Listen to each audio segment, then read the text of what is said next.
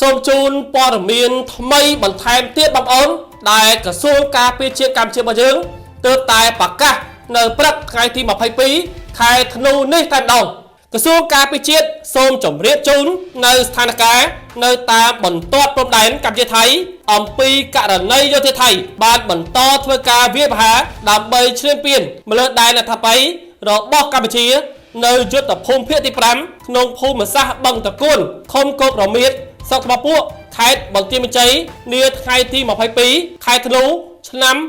2025ក្រសួងការពារជាតិបានបញ្ជាក់ថាម៉ោង 5:02 នាទីយោធាថៃបានប្រើប្រាស់យន្តហោះចម្បាំង S-16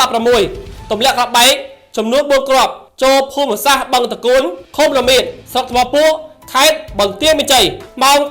5:49 នាទីយោធាថៃបានបន្តបាញ់ខ្លងយ៉ាងសន្ធាប់ចូលភូមិសាស្ត្របឹងតកួនទោះបីយ៉ាងណាក៏ដោយកងកម្លាំងកម្ពុជាកំពុងប្រយុទ្ធយ៉ាងស្វិតស្វាញតតាំងជាមួយសត្រូវឈ្លានពាននិងបន្តតាមដានយ៉ាងយកចិត្តទុកដាក់ប្រុងប្រយ័ត្នខ្ពស់ជានិច្ចក្នុងការបំពេញតួនាទីរបស់ខ្លួនដើម្បីការពារបូរណភាពទឹកដីរបស់កម្ពុជាបងប្អូនអ្នកគ្នាគិតត្រឹមថ្ងៃទី22ខែធ្នូនេះឈានចូលថ្ងៃទី16ហើយនៃការឈ្លានពានរបស់យោធាថៃប្រដាប់ដោយអាវុធចូលដែនអធិបតេយ្យភាពរបស់កម្ពុជាតែម្ដងដែលយោធាថៃបានបើកប្រតិបត្តិការយ៉ាងក្តៅកគុកក្នុងការប្រើប្រាស់នៅយន្តហោះចម្បាំង S-16 គ្រាប់បែកផ្លោជាច្រើនចូលមកទឹកដីនៃប្រទេសកម្ពុជារបស់យើងតែម្ដងស្ថានភាពពេលនេះនៅតែក្តៅកគុកនៅឡើយជាពិសេសនៅក្នុងមូលដ្ឋាន